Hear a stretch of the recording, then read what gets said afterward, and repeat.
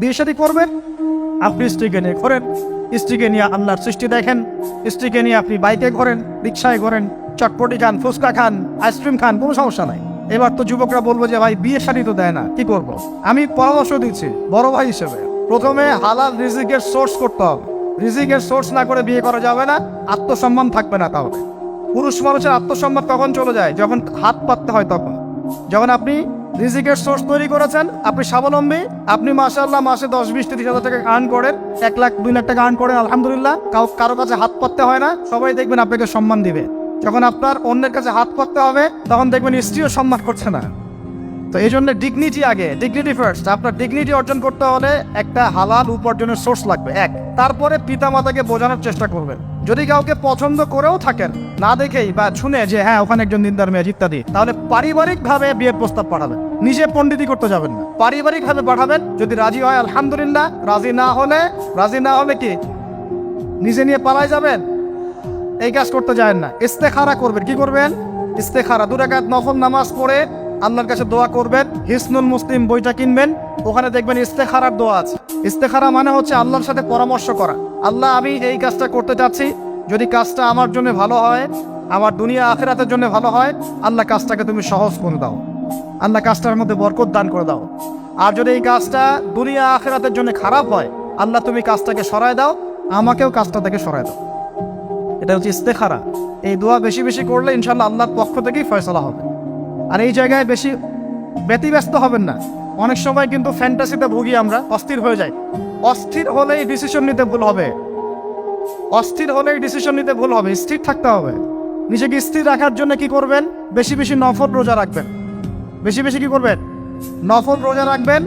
আর ভালো কাজে ব্যস্ত রাখবেন নিজেকে। ভালো কাজে কি করবেন? ব্যস্ত রাখবেন। একা একা থাকলে আর এই যে খারাপ সার্কেলের মধ্যে থাকলেই মাথার মধ্যে শয়তান ভর করবে, তখন দেখবেন অস্থির হয়ে গেছেন আপনি। আর স্থির হওয়ার চেষ্টা করেন, ভালো কাজে ব্যস্ত রাখেন, হালাল পথ অবলম্বন করে হারাম থেকে বেঁচে থাকেন।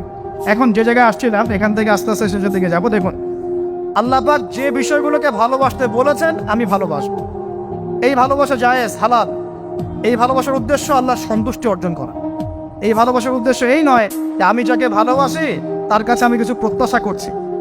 না, আমি কিছু প্রত্যাশা করছি না, আমি প্রত্যাশা করছি আল্লাহর সন্তুষ্টি। তখন দেখবেন সে আপনাকে কষ্ট দিলেও আপনি সবর করতে পারবেন। কেন সবর করতে পারবেন? কারণ আপনি তো আল্লাহর সন্তুষ্টির জন্য তাকে ভালোবাসছেন, আপনার তো কোনো স্বার্থ নাই। এখন আপনি দেখবেন রিল্যাক্স থাকতে পারবেন, সম্পর্ক টিকেও থাকবে, এবং আপনি ক্ষমা করতে পারবেন মানুষকে।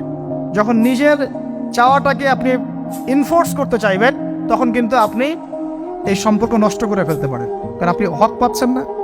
সামনে আসেন। এবার আমরা কি ওয়াদা করতে পারি যুবক ভাইরা, তো ইনশাআল্লাহ তাআলা আমরা হারাম পথে যাবো না, হালাল পথে থাকবো।